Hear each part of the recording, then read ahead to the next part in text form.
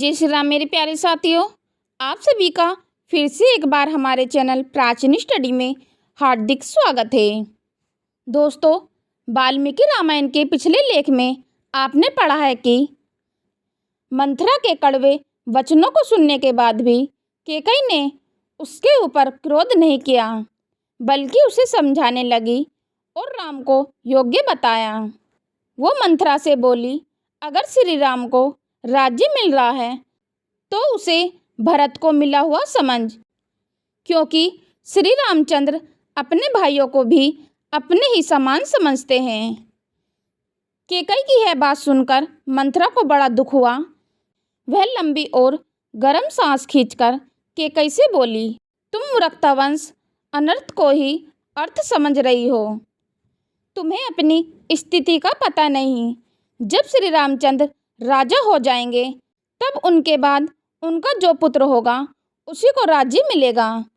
भरत तो राज परंपरा से अलग हो जाएंगे। तुम्हारा पुत्र राज्य के अधिकारों से बहुत दूर हटा दिया जाएगा।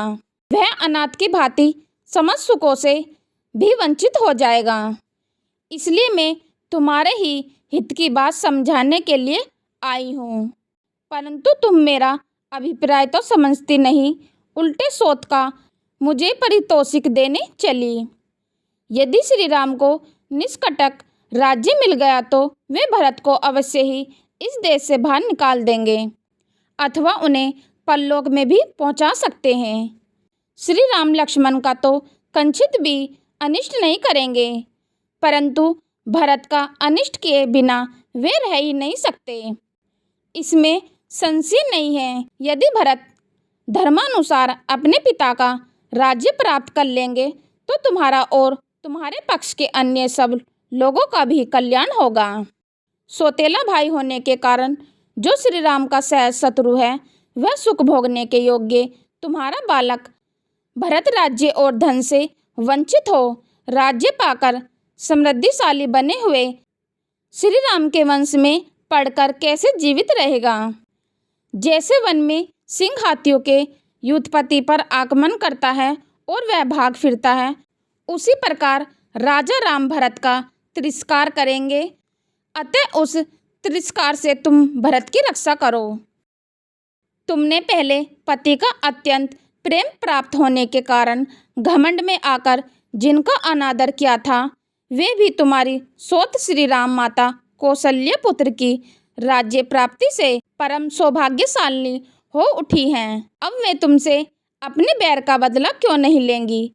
जब श्री राम अनेक समुद्र और पर्वत से युक्त समस्त भूमंडल का राज्य प्राप्त कर लेंगे, तब तुम अपने पुत्र भरत के साथ ही दीनहीन होकर अशुभ प्रभाव का पात्र बन जाओगी। जब श्री राम इस पृथ्वी पर अधिकार प्राप्त कर लेंगे तब निश्चित ही तुम्हारे पुत्र भरत नष्ट प्राय हो जाएंगे। अतः ऐसा कोई उपाय सोचो जिससे तुम्हारे पुत्र को तो राज्य मिले और शत्रुभूत श्री राम का वनवास हो जाए।